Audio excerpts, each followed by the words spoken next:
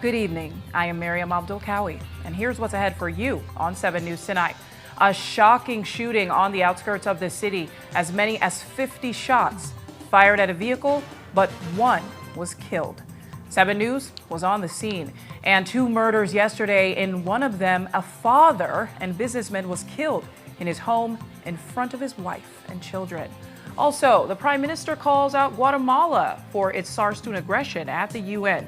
You'll see his speech. Plus, another compensation come up. We'll tell you about a PUP-adjacent landowner who bought their parcel for $1,300 in 2008 and got paid 100 times that in 2025 as compensation. These stories and much more are ahead on 7 News tonight, so please stay tuned.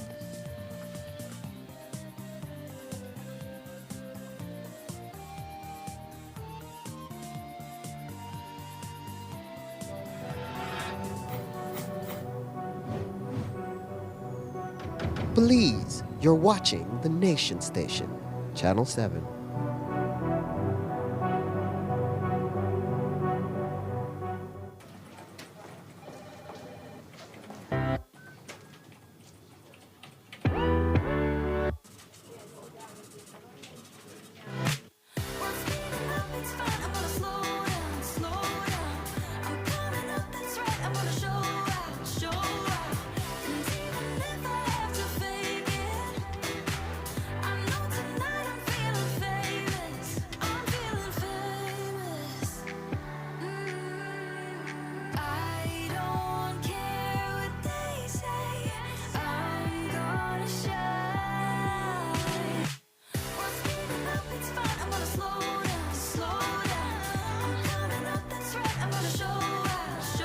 Make every moment matter with your credit card.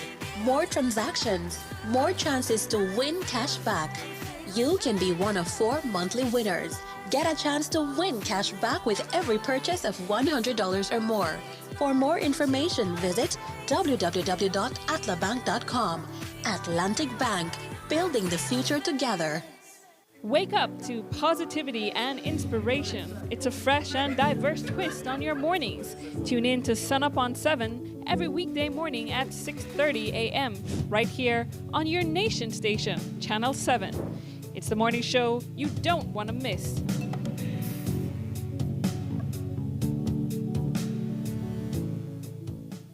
Nando's Wholesale is the distributor for the full line of Badia spices, including the original complete seasoning. The perfect combination of ingredients and spices prepared to enhance the natural flavor of your favorite foods. Also, cinnamon powder for all your desserts, fruits, and beverages, and as special dishes. All these are available in commercial sizes or restaurant packaging. Nando's products are available at your local retailer or contact us at 222-5000. From Corozal to Toledo, Nando's is proud to be serving Belize as its #1 wholesale distributor for over 35 years.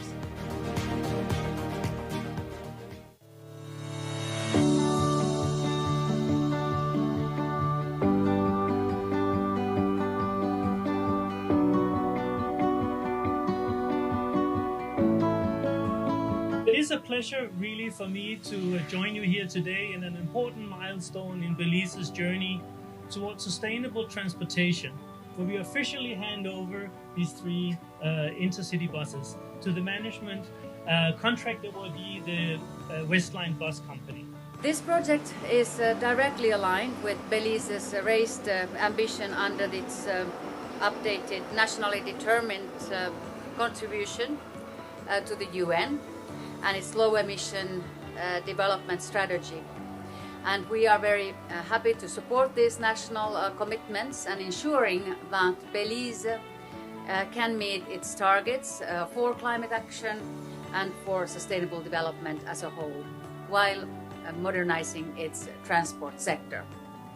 I'm happy that Westline was chosen as the first private partner of the government of Belize. We worked very hard in putting this project together. We think that it is about time that the transport industry in Belize improves. We here, all of us, can share in the vision of one day in Belize very soon, in the next few years.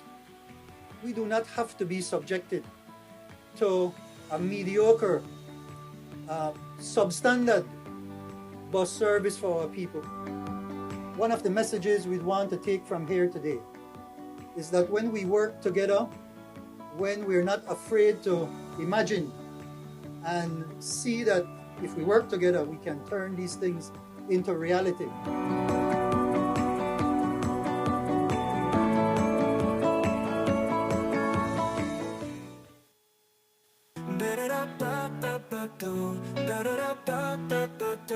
Come to Banquet, find your way. Engines roar at the break of day. Volvo outboard surf the waves. Castrol oil is what they crave. Live with power, feel the sound. Heavy machines shake the ground. Riding Honda, feeling proud. Rev it up and shout aloud. Feel the wind against your skin. Smell so wide, let's begin. At Banquet, where dreams ignite. Gear up, but let's take flight. Kohler's power runs our towns. JCB lifts heavy pounds. Find the tools to build your dreams. Banquet's got the best machines. Grip the wheel and never slip. Feel the rush, it's time to trip. Every brand you know and love. Banquet fits you like a glove. Feel the wind against your skin. Smell so wide, let's begin. At Banquet, where dreams ignite. Gear up, but let's take flight. Banquet. Equipment, parts, service. We represent quality.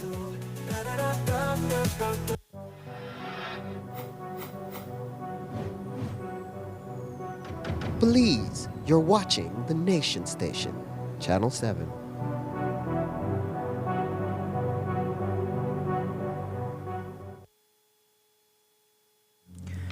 We begin our newscast tonight with one of our top stories where there was a shocking shooting around mile 3.5 on the Philip Golson Highway 2 hours ago.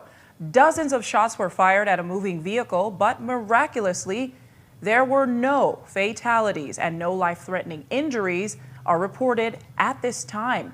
Our team was on the scene, and here's what we have gathered so far.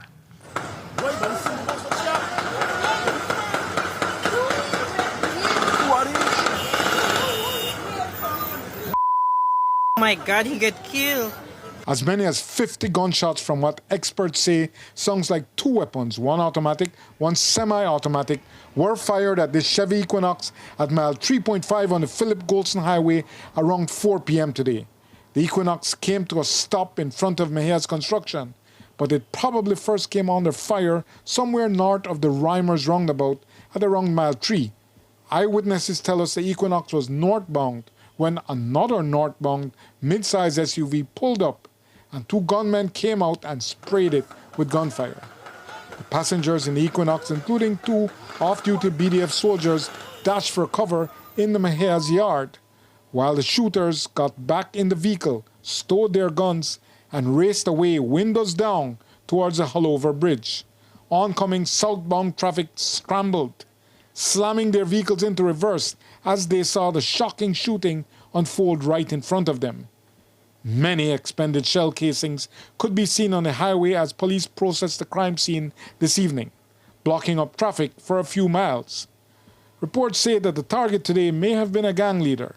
So far, we know that two of the injured are Glenford Reed, 36 years old, a BDF soldier who received a wound to his right leg, and Joshua Augustine, 28 years old, also a BDF soldier, who received a graze on his stomach.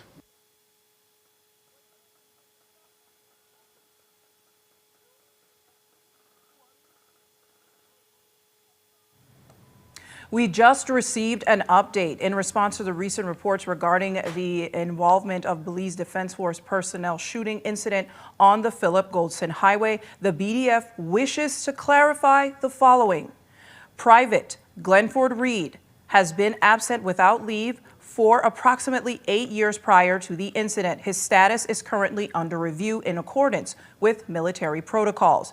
Private Joshua Augustine is awaiting formal approval from the Security Services Commission for discharge and removal from active strength. His administrative separation process was already underway prior to this event. The Belize Defense Force remains committed to upholding discipline, accountability, and the rule of law, and we continue to cooperate fully with the relevant authorities and will provide further updates necessary. That was an update and a clarification from the Belize Defense Force. But going back to the story in detail here now, so far police have not confirmed how many people were shot. And while there is speculation that the Chevy Equinox looks a lot like the one they abducted Joseph Budna in, our review of the Budna abduction video suggests that the vehicle he was pushed into had a different lighting arrangement on the front end. Once again, ladies and gentlemen, we'll continue to follow this story and bring you updates as they become available. And while that brazen act of violence has the city on edge tonight, the current wave of violence started from yesterday evening when there were 2 murders. When we'll start with the second one, which happened in the Belize district. The quiet of an evening in Los Lagos for a family of 5 was shattered when a gunman stormed into a residence and killed the man of the house. But why would a gunman with only murder on his mind go to the house of a businessman, Marco Miranda, and kill him in front of his family? Well, that's the question, and that's what the family of the deceased and the community of Los Lagos is asking tonight. Here's what we have gathered on the scene of this latest murder so far. Just after 8 o'clock last night in Los Lagos, 37-year-old Marco Miranda was inside his home, sitting on the living room couch with his wife and his 3 children in the bedroom, when a masked gunman kicked open the door and barged in. The gunman wore full black and wore a full black rag over his face, and he wasted no time and fired several shots directly at Miranda, hitting him multiple times to his body. It was over in a few shocking seconds, and the gunman dashed out into the night, while Miranda's wife scrambled to rush her dying husband to the hospital. He succumbed to his injuries on the way there. This morning, the Scenes of Crime team continued to process the scene, where they found a number of expended shells. Today's crime scene had only recently become a new home to this family, which has its roots in Yo Creek. According to one neighbor, Miranda and his family had just moved into the house he purchased from a doctor and had not even been living in the area for more than a year. There was nothing taken and nothing to suggest a robbery. So it was a hit, clear and deliberated, but tonight the community and police are asking why. Miranda managed a gas station while his wife is an education officer. Jo Marie Lanza, 7 News. And so far, no arrests have been made. And yesterday's first murder happened in the Orange Walk district, where a 27-year-old Carmelita Village resident, Leonardo Vasquez, was fatally shot in the evening just before 6 p.m. in what appears to be a robbery turned murder. Vasquez and a friend were both heading home on a motorcycle when 2 men on another motorcycle intercepted them and began to demand money. Vasquez retreated into a nearby yard, but the gunman fired a shot as he got inside a house. He was hit to the face and died from his injuries. The neighbor, who is also the owner of the home, spoke about it off camera. Well, according to the sister-in-law, or I understand, he said the guy pulled the gun pan, I guess. He run in at my house. They try lock my door. And because I have a small opening, I guess the guy peeped on a shooter. I don't know, because I was not here. But I had to guess, because how you could just through the door. So guess it probably, or just guess that maybe he hit it. I don't know. 1 bullet hole. Very sharp. I mean, yes, then I'm neighbors. We know each other, I know they leave wife and they very young. But they know that they happening at my house. It really, and I have my kids home, I did at work, It could have me easily gone the other way. My baby made it, I don't know. It's very shocking. Yeah, we left to clean up all the mess. We cleaned for last night, actually. We're still cleaning up to now. Still cleaning. Does it haunt you what happened when you're in your house and you think about it? Yes, it does. It does. I don't really see anything happen a lot. Well, I don't see anything happen at all, and much less in my home. And just to think that my son Maybe, yeah. I think that part that scares me the most. You know? I don't know. And so far, no arrests have been made. And we continue with, and now turning now from crime to diplomacy. Prime Minister John Bersenio addressed the 80th session of the United Nations General Assembly. And just as he said he would, early on into the speech, he discussed the Guatemalan aggression on the SAR student. Here's that in detail. Over the last 2 weeks, my country has chosen to act with restraint and caution in the face of repeated aggression and provocative actions by our neighbor Guatemala at our southern boundary. Actions which seek to challenge Belize's sovereignty and territorial integrity. Actions that do not accord with the obligations of states not to exacerbate or extend the dispute before the International Court of Justice. Though our territory is contested, we remain firm, not belligerent, tested but not subdued, threatened but not deterred, because the rule of law is on our side. Together with Guatemala, we submitted our dispute to the ICJ in 2019. We await the court's decision. We trust that justice will prevail. In the meantime, we reiterate our demand that Guatemala desist from any provocative behavior which have the potential to affect our otherwise friendly bilateral relations. We reiterate our invitation to Guatemala to work with Belize in designing confidence-building measures for the Sarstoon River and maritime spaces. And the Prime Minister didn't only speak up for Belize's sovereignty, he also supported Cuba and Palestine. The economic, commercial, and financial blockade imposed by the United States of America against Cuba must end, and Cuba must immediately be removed from the list of countries that allegedly sponsor terrorism. It is illegal, inhumane, and contrary to the UN Charter. And the genocide in Palestine must stop now.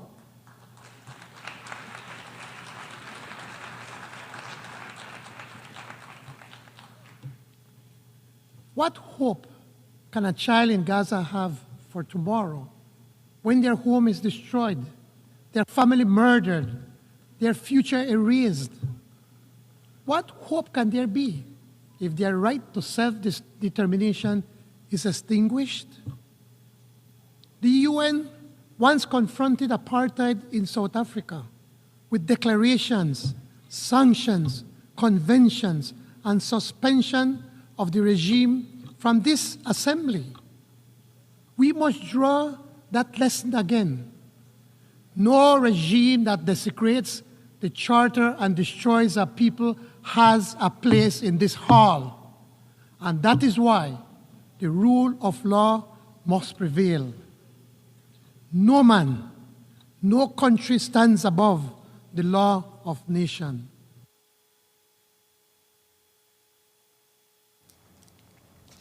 And the Prime Minister also maintained Belize's position on climate change and called on developing countries to do more. Here's that in detail.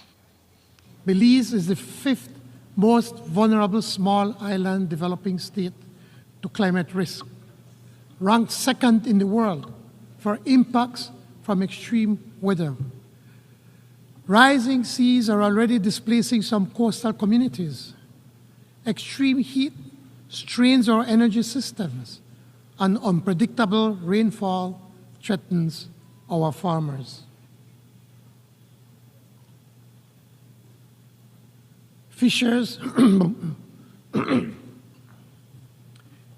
must now travel farther and risk more for declining catches in warming seas. Food security is under threat. So too are the health of our people, their livelihoods, and the survival of our ecosystems. Belize urges the G20, responsible for 80% of emissions, to commit to more ambitious emission reduction targets. Developed nations and development banks must lead the mobilization of $1.3 trillion in climate finance and prioritize SIDS, whose adoption and lost and damaged needs are most urgent. It is high time, past time, for the global financial system to reward environmental stewardship, to recognize the true value of these natural assets for long-term resilience.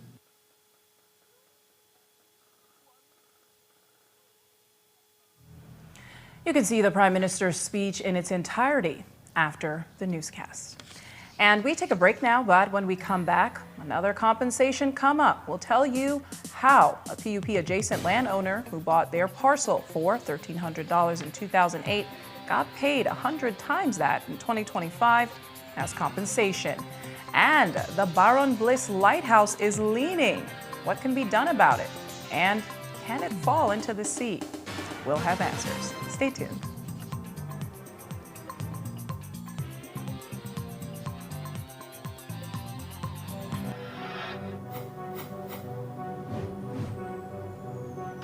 Please, you're watching the Nation Station, Channel 7.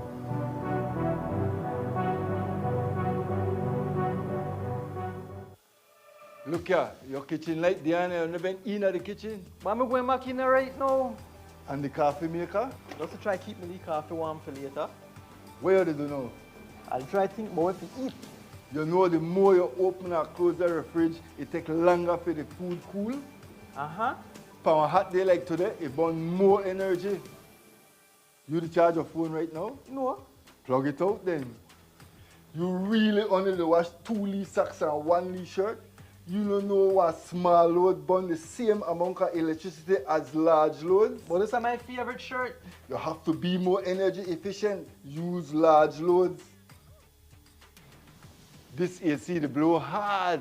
You know, if you keep the temperature at 25 degrees Celsius or higher, you burn less energy and you also keep the place cool. And for a nice day like today, turn off the AC, open up the house and make some fresh breeze come in. You know what? I think I get it now. As consumers, we need to be more energy efficient and practice energy conservation.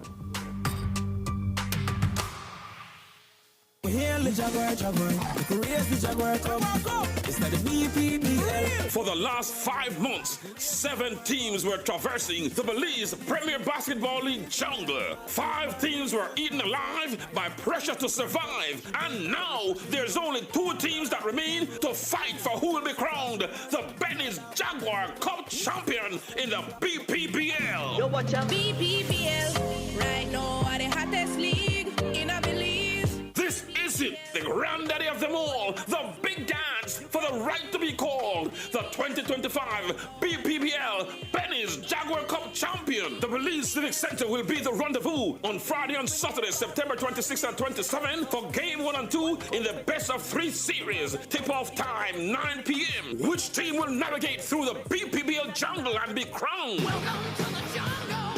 Introducing to you the 2025 Leslie's Imports Marion Cup champion, the Kaya Western Ballers, led by their division finals MVP, Arik Nicholas, the high-flying Jaheim Sego, and their sharpshooter Devon Campbell on a journey to bring the Western Ballers their first BPBL championship. But who stands in their way? The Santiago Castillo Toucan Cup champion, the mighty San Pedro Tiger Sharks, led by the division MVP, Jihad Wright, the rebound king, Brian Bessa White, and the speed demon, Francis Naitiarana, who will win the $15,000 and the 20 Benny's championship rings. Ring out the entire family Friday and Saturday, September 26th and 27th at the Belize Civic Center, beginning at 9 p.m. sharp for the BPBL Benny's Championship Classic. Lots of entertainment and giveaways. BPBL welcomes you to the jungle, where the Jaguar Cup will be raised. Sponsors.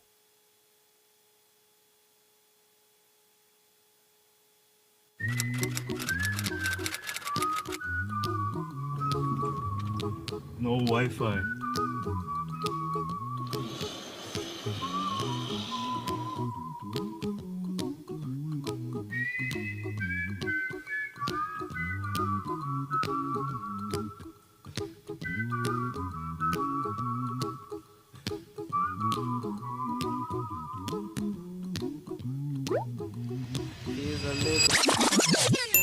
You might want to sing it note for note, don't worry.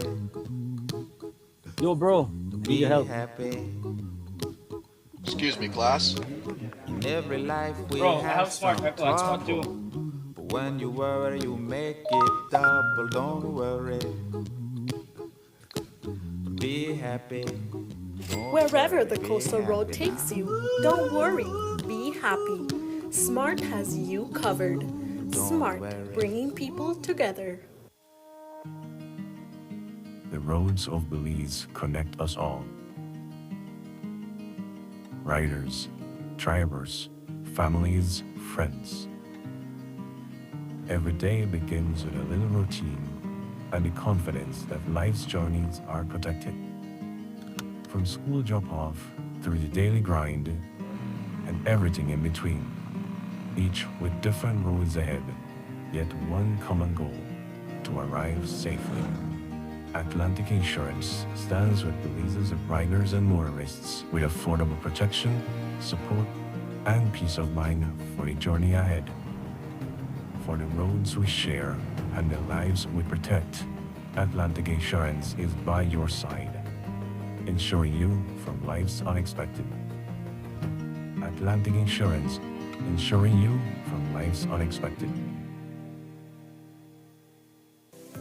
Let's take a journey through the core functions of the Social Security Board. It all starts with registering as an insured person, employer, or self-employed individual. Sign up for a portal account to manage your Social Security information online. Just provide accurate information and click Create. This will give you access to a range of services and benefits. Next, your contribution, along with investments and other income, are collected and distributed into 3 funds. This ensures that the SSB fund is securely utilized to support various benefit programs. The SSB is committed to providing essential benefits such as sickness, maternity, injury, and pension. These benefits are paid out to eligible individuals as a part of the Social Security coverage. We help you navigate through life's challenges with financial security. Annual surplus accumulates to grow the fund each year. This surplus is invested into various industries, contributing to the growth and development of our nation. With each passing year, the fund continues to grow due to the annual surplus and interest revenue earned from prudent investments. This surplus, along with reserves, helps to bolster the SSB fund and provide a safety net for those in need. We've arrived at the end of our journey to better understanding how the SSB works. We remain committed to serving you and building a secure future for all Belizeans.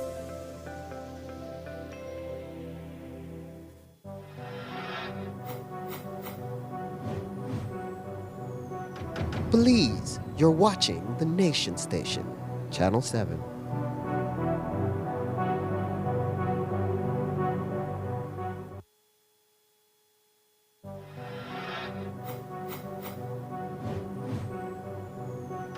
Belize, you're watching the Nation Station, Channel 7.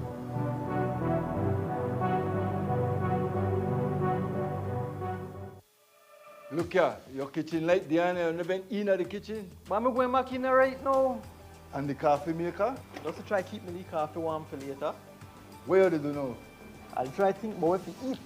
You know the more you open or close the fridge, it takes longer for the food cool. Uh-huh. For a hot day like today, it burns more energy. You charge your phone right now? No. Plug it out then. You really only wash 2 Lee socks and 1 Lee shirt? You don't know what small load burn the same amount of electricity as large loads? But this is my favorite shirt. You have to be more energy efficient. Use large loads. This AC, the blow hard. You know, if you keep the temperature at 25 degrees Celsius or higher, you burn less energy and you also keep the place cool. And for a nice day like today, turn off the AC, open up the house and make some fresh breeze come in. You know what? I think I get it now. As consumers, we need to be more energy efficient and practice energy conservation.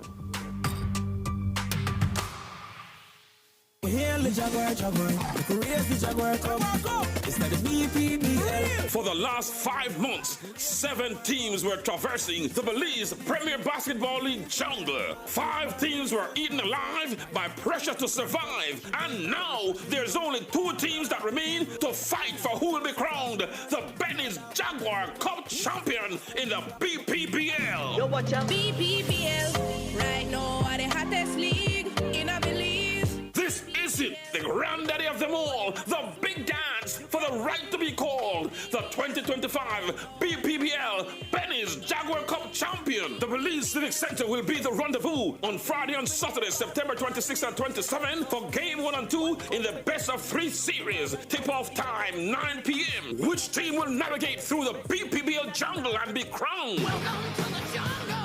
Introducing to you the 2025 Leslie's Imports Mayan Cup champion, the Kaya Western Ballers, led by their division finals MVP, Arik Nicholas, the high-flying Jaheim Sego, and their sharpshooter Devin Campbell on a journey to bring the Western Ballers their first BPBL championship. But who stands in their way? The Santiago Castillo Toucan Cup champion, the mighty San Pedro Tiger Sharks, led by the division MVP, Jihad Wright, the rebound king, Brian Bessa White, and the speed demon, Francis Naitiarana.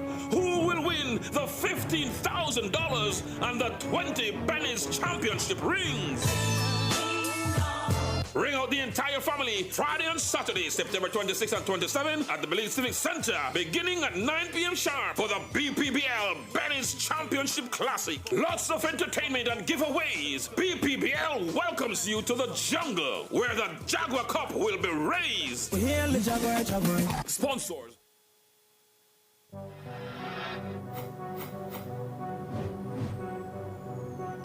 Belize, you're watching the Nation Station. Channel 7.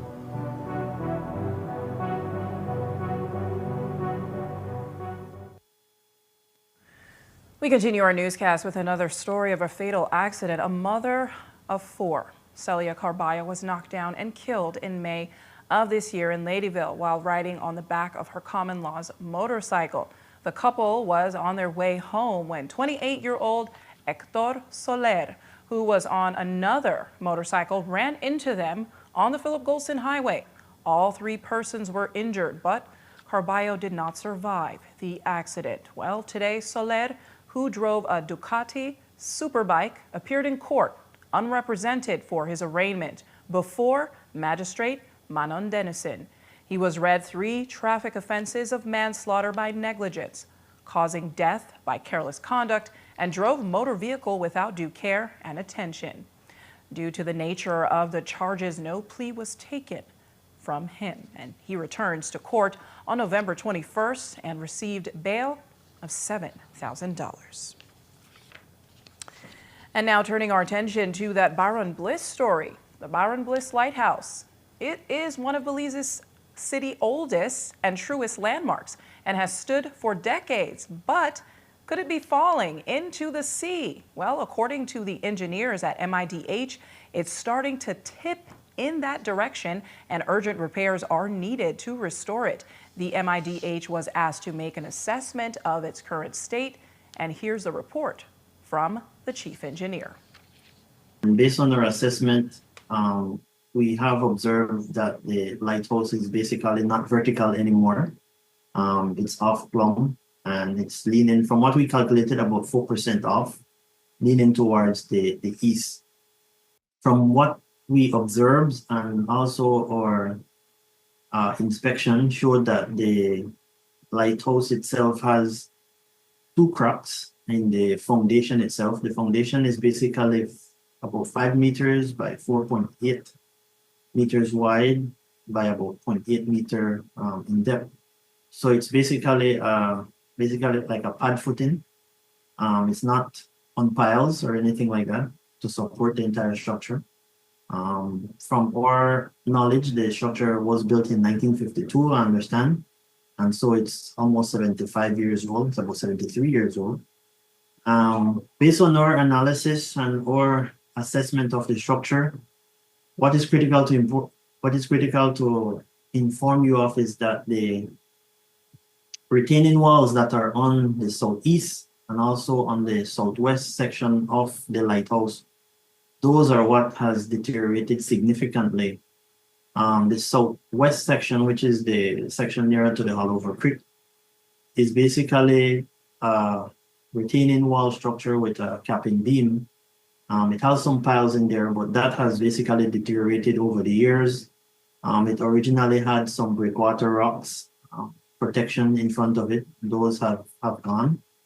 And so that is what is creating the structure to lean forward towards the east. The structure itself for the lighthouse, we have seen signs of exposure of the steelwork, whereby you have spalling of concrete from the structure. And so the reinforcement is now exposed to the environment. The parties involved will have to decide what they're going to do moving forward with the structure. From what we saw, there's no effect on the grave itself because the structure is leaning, as I said, more towards the east.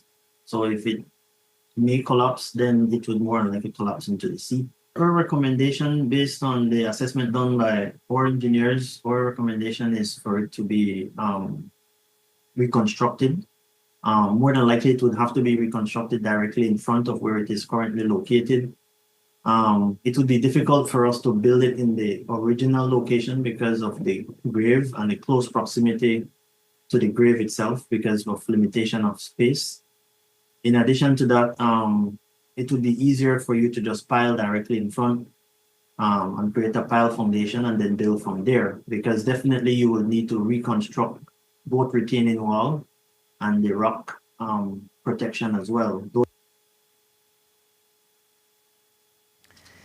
The Lighthouse is the responsibility of Belize Port Authority, and we'll reach out to them for comment next week. Meanwhile, the Moody also gave us an update on the Sartaneja-Corozal Road, an infrastructure mega project funded by the Taiwanese that's behind schedule, but a month away from completion. In terms of delays, yes, we have had delays in terms of weather, and also we've had some sort of delays as well based on the ground condition, especially on section 1. Section 1 is a section from Corozal towards Pueblo Nuevo Bridge. That's an area that is always susceptible to flooding because of the marsh ground condition. And so we have had some delays there, whereby we had settlement on the pavement that we had to correct. We've also had delays because of contractors' equipment and so forth. And so that basically are the three reasons and rationale as to why we've had some delays with the project in getting it completed. However, as I said, to date, we are substantially completed in terms of percentage. We are around 94, 95%, with only minor remedial works left on the Pueblo Nuevo Bridge, and also road furnitures that we have to install, which includes line marking, cut size, and also guardrails. However, we expect that those will be completed by the end of October. And so we expect to have an inauguration for that project in early November, thereabouts.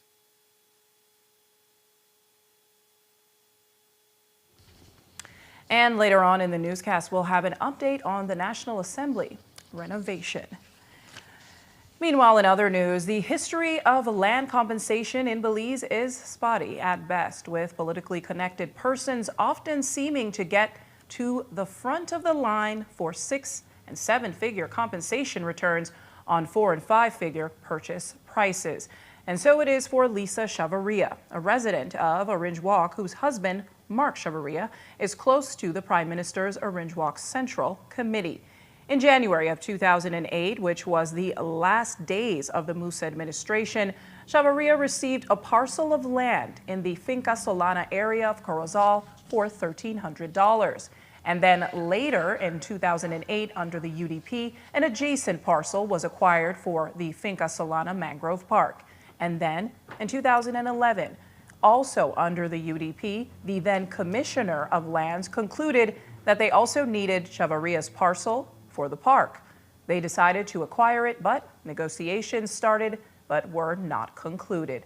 And it wasn't until the PUP returned to office and were about to finish their first term early this year that a compensation figure was agreed upon.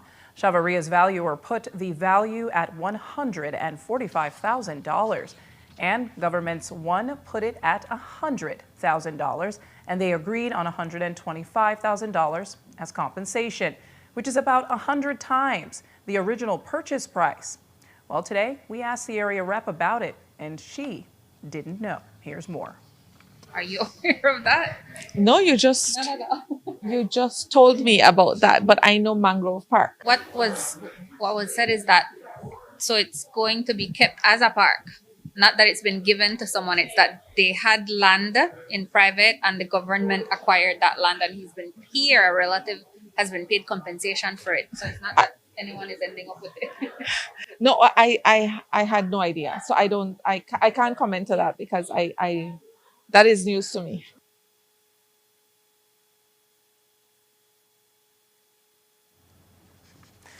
The acquisition parcel 1276 was completed in 2025 when the final compensation was paid. Meanwhile, the New Beginnings Youth Development Center falls directly under the management of the Ministry of Human Development, and according to complaints, the facility has not been functioning the way it should. There are certain allegations that staff members are not being paid to time and go weeks without receiving payment. When we asked the minister about this today, she claims that, to her knowledge, employees are being paid on a timely basis, and only the newly employed have experienced a few issues in getting into the payroll system. Here's more. But as far as I know, all staff are being paid. We have some staff in some irregular arrangements that were there for quite some time, and we are working with very diligently and very closely with the Ministry of Public Service to ensure that staff are regularized. We took advantage of the amnesty for open vote workers, and so we're working through that.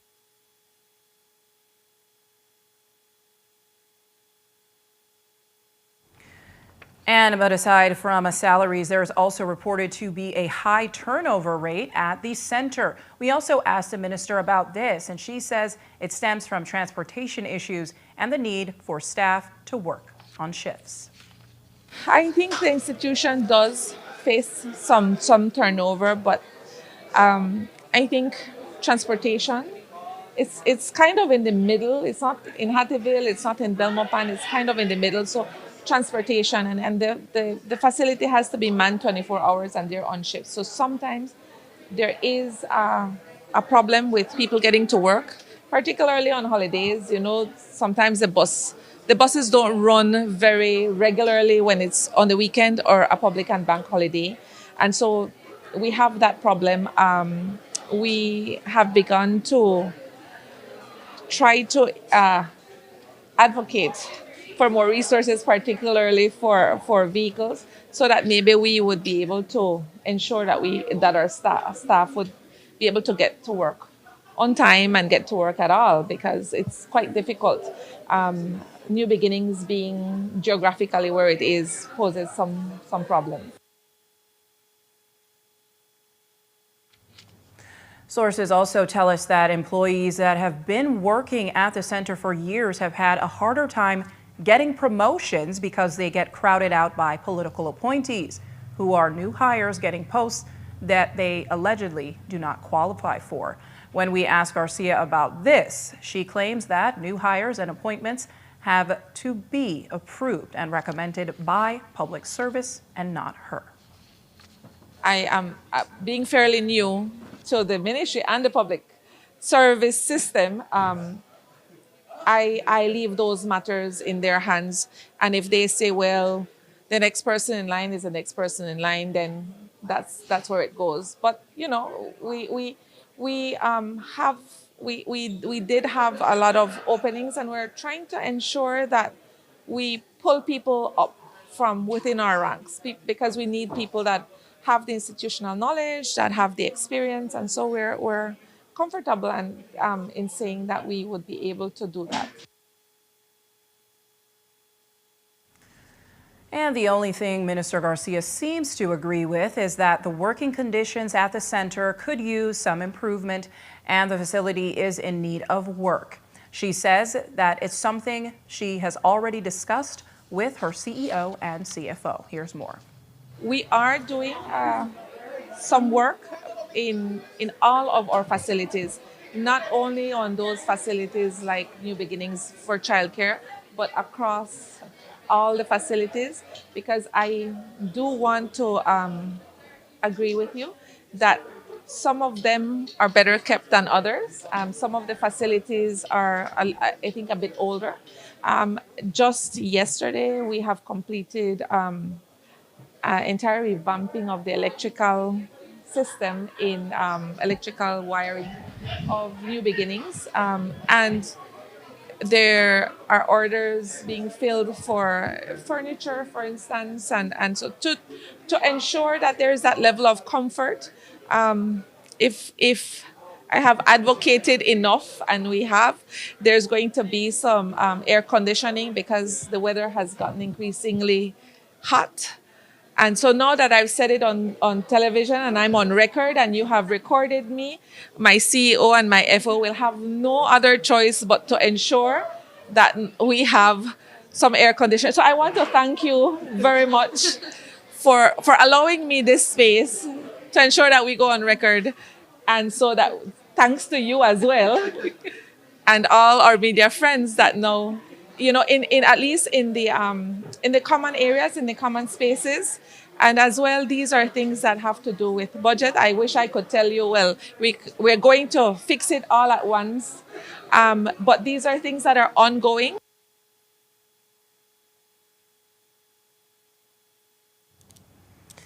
And with the Key-Cocker cannabis referendum a week away, we asked the Minister of Human Development for her opinion on the legalization campaign and whether she feels that something like this can impact those under the care and protection of her ministry.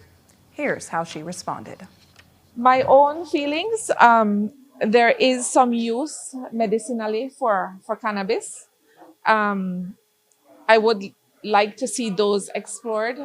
There are many models around the world of how that could happen. I am not sure Belize is ready for any of those, but I am a firm believer in democracy, and it's what people decide that they want, and we will have to deal with that at this ministry and across many other ministries. We will have to deal with what people decide that they want to do. We're already dealing with it, whether or not it's decriminalized, whether it's legalized.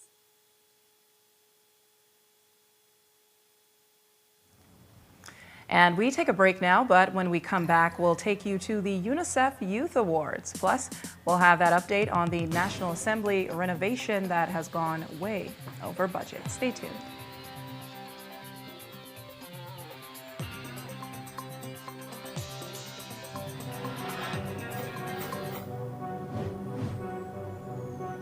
Belize, you're watching the Nation Station, Channel 7.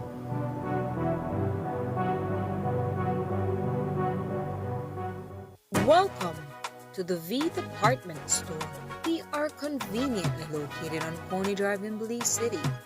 That's right on Coney Drive in Belize City. At the V Department Store, we offer a wide variety of groceries, cosmetics, kitchen appliances, kitchenware, electronics, and more. We've also recently expanded to the second floor to better meet your household and office furniture needs. We now have a wide variety of furniture, home decor, and accessories. We have a shared vision for a comfortable and customer-friendly shopping experience. Visit us today and be warmly greeted by our reasonable prices and cordial staff. The V Department Store. Experience the ultimate shopping destination.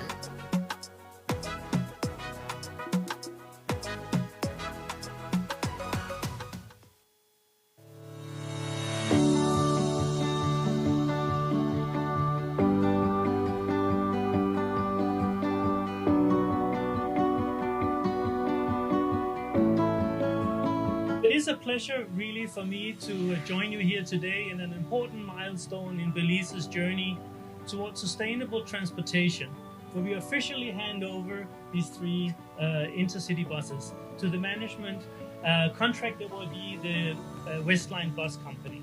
This project is directly aligned with Belize's raised ambition under its updated nationally determined contribution to the UN and its low emission development strategy.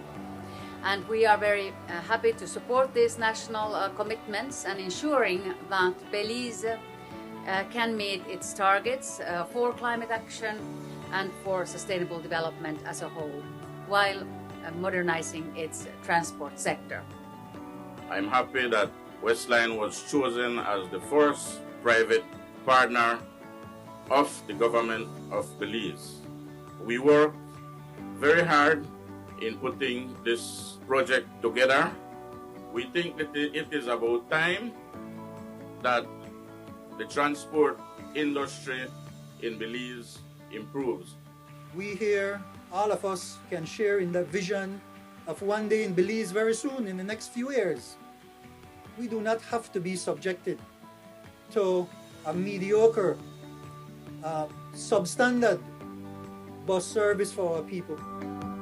One of the messages we want to take from here today is that when we work together, when we're not afraid to imagine and see that if we work together, we can turn these things into reality.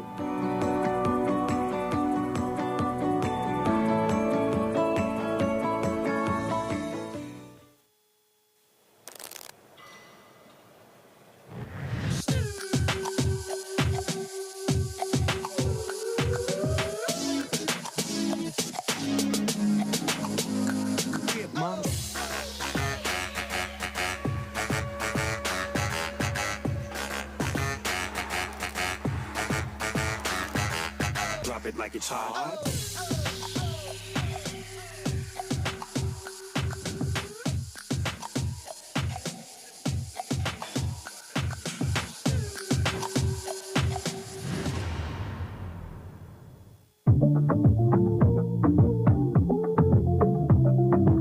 On 8 October 2025, voters of Key Cocker Village in the Belize Rural South Electoral Division will have an opportunity to be a part of history by voting in a referendum. It is your decision and choice to vote. Exercise it. Let your decision be your choice. Disabled, elderly, and pregnant women will be given priority. The voter enters the polling station and shows her voter identification card. The poll clerk announces her name in an audible voice. The first poll clerk verifies the particulars of the voter on the voters list, while the second poll clerk verifies the particulars in the electoral binder. The voter's name is then ruled off from the voters list. The voter is then required to show her right index finger to ensure that she has not yet voted. The voter's right finger is then dipped up to the first joint in the indelible ink. The voter is then directed to the presiding officer, who initials a ballot paper and issues it to the voter. The voter then proceeds to the polling booth and marks a cross in the box of her choice on the right-hand side of the ballot paper. When the voter has marked her vote, she folds the ballot paper so as to conceal the vote, shows the presiding officer her initials, and then places the ballot paper inside the ballot box. The voter then exits the polling station. Remember, you are permitted to vote for a yes or no choice only.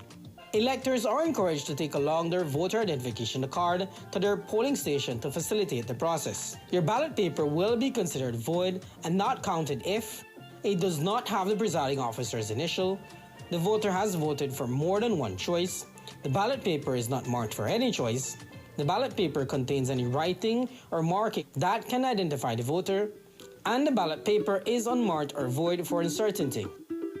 Let your choice be your voice. A message brought to you by the Election and Boundaries Department.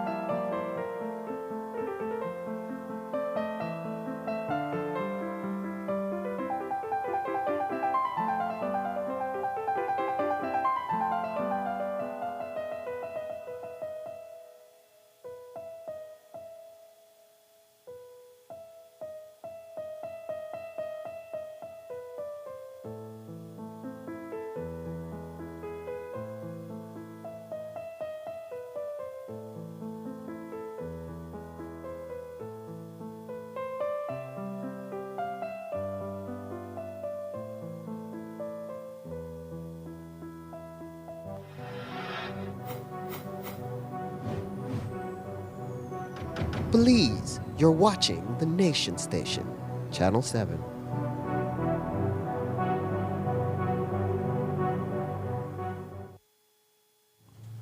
And we continue our newscast with a story about the UNICEF Youth Awards. The Community Rehabilitation Department, in partnership with UNICEF, is recognizing 13 of its changemakers through the Youth Resiliency Awards initiative.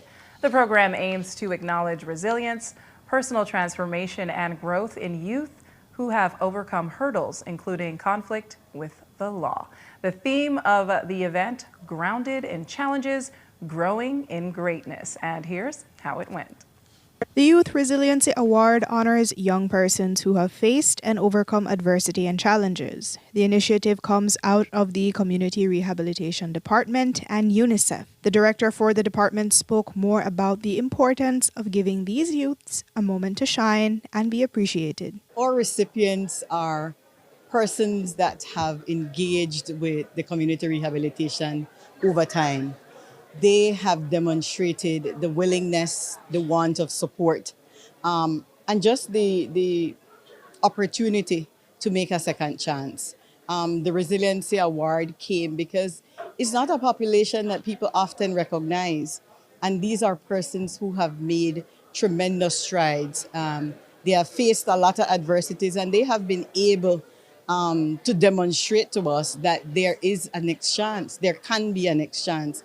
And so when we saw some of those youths coming in and out, the conversation came up in terms of honoring them to the public, allowing persons to know that at the end of the day, they are persons within our country that can create or that can contribute to productivity, fruitful persons within our country.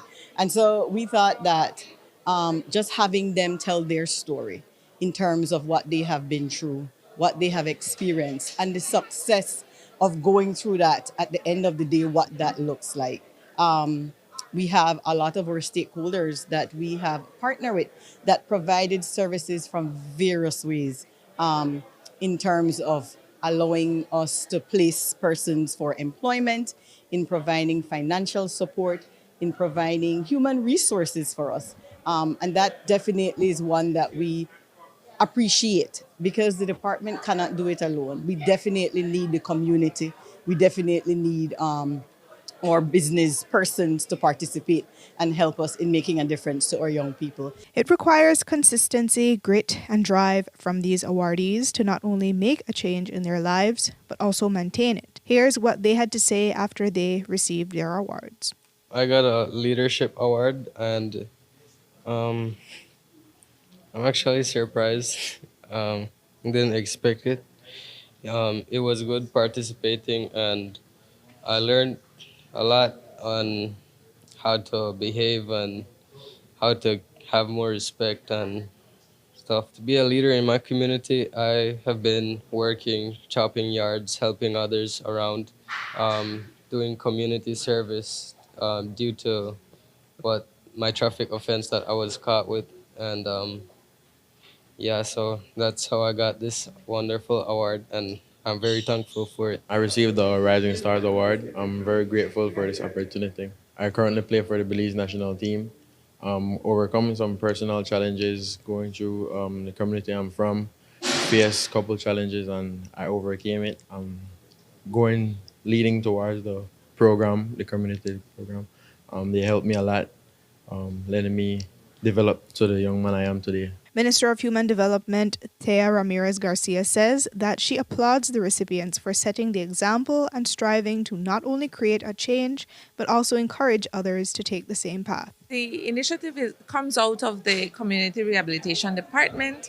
I know that they had not been able to do it for a few years now, but I think that what it does is inspires people, young people, inspire themselves actually. This has nothing to do with the ministry, but just ensuring that we shine a spotlight on people that have come through the system, have come through the department, and show them as examples of what hard work, discipline, perseverance, and like I said, a lot of grace, a lot of grit can do to turn entire lives around and change the course of people's families, entire families, one generation to the next. So that's, I think, the biggest value is to show people that with some help, they can, and it is possible from experience, by example. So that's what we aim to do here today. Jo Marie Lanza,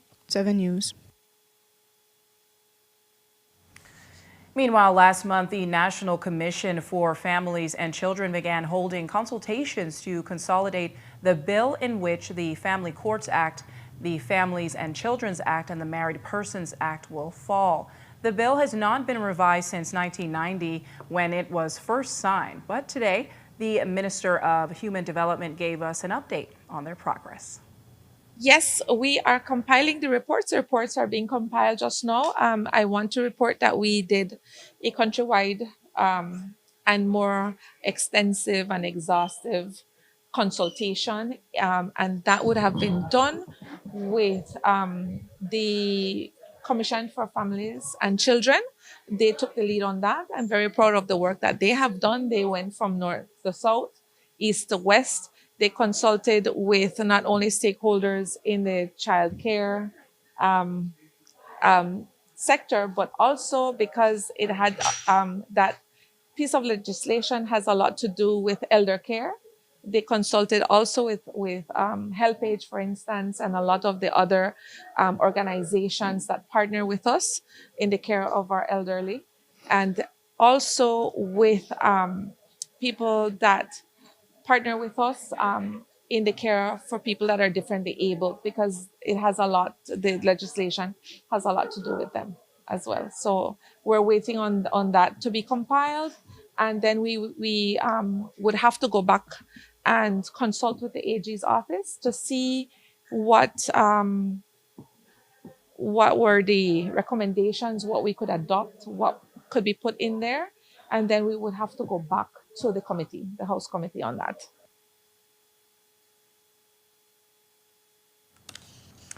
And in other news, the renovations continue on the National Assembly building.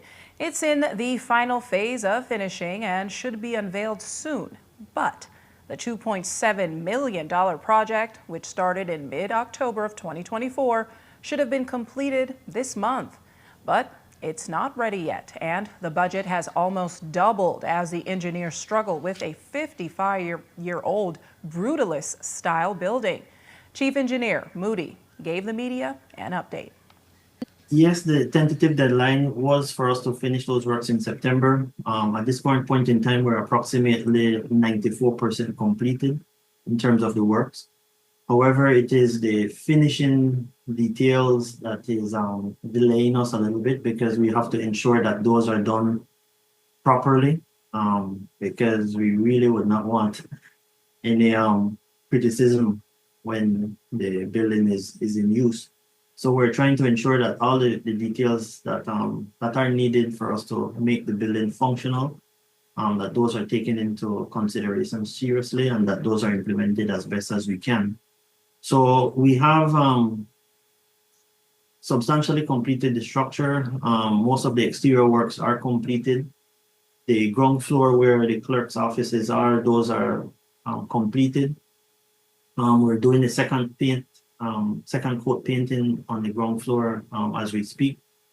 The first floor where the chambers are located, we're doing the finishing works in terms of the woodworks that we need to complete within those areas. Those are being worked on at this point in time. The meeting rooms as well for the members, those are completed. On the third floor, the gallery has also been completed, and the kitchen areas and other areas that are used for the members of the house, those are substantially completed. So basically, it's only minimal works that are remaining, including the installation of the air conditions. We have approximately 46 air conditions for the entire building. If you've stayed within budget? No, from what we started on, there was a number of items that were unforeseen in terms of making the building functional. And so we have increasing costs for the structure itself. To date, we're approximately about $5.3 million that we have invested in the rehabilitation of the National Assembly. But these costs, as I said, was to ensure that we make the building functional for what its purposes are.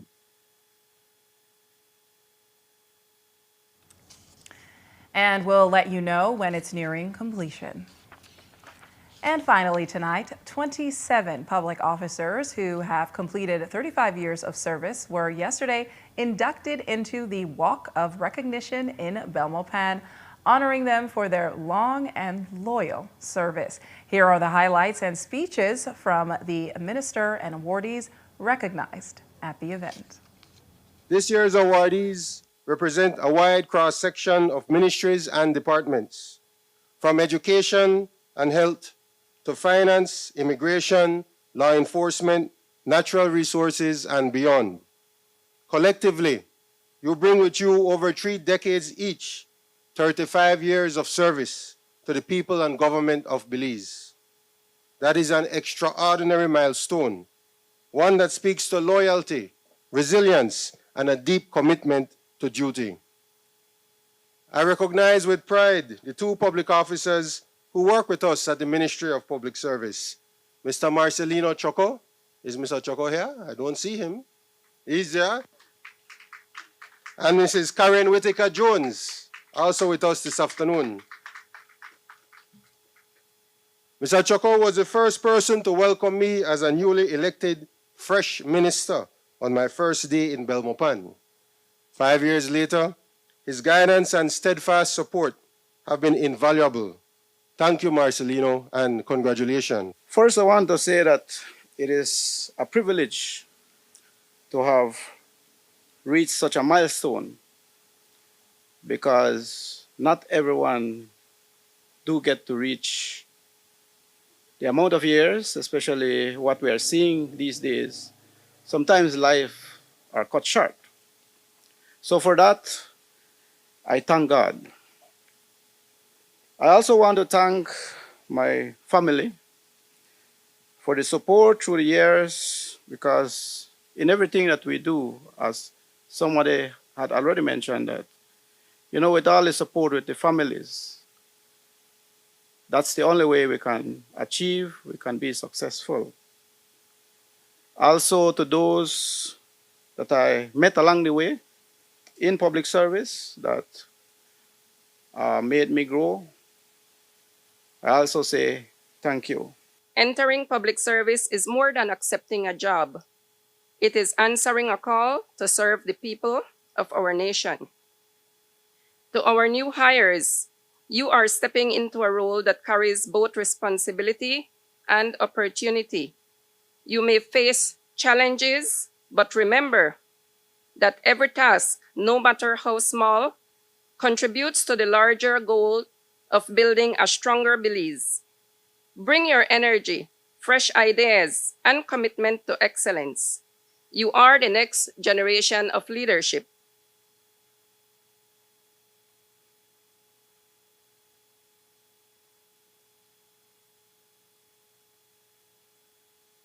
Well, that's nice. And that's all we have for you on 7 News on this Friday night. Thank you so much for watching. I am Miriam Abdul-Kawi.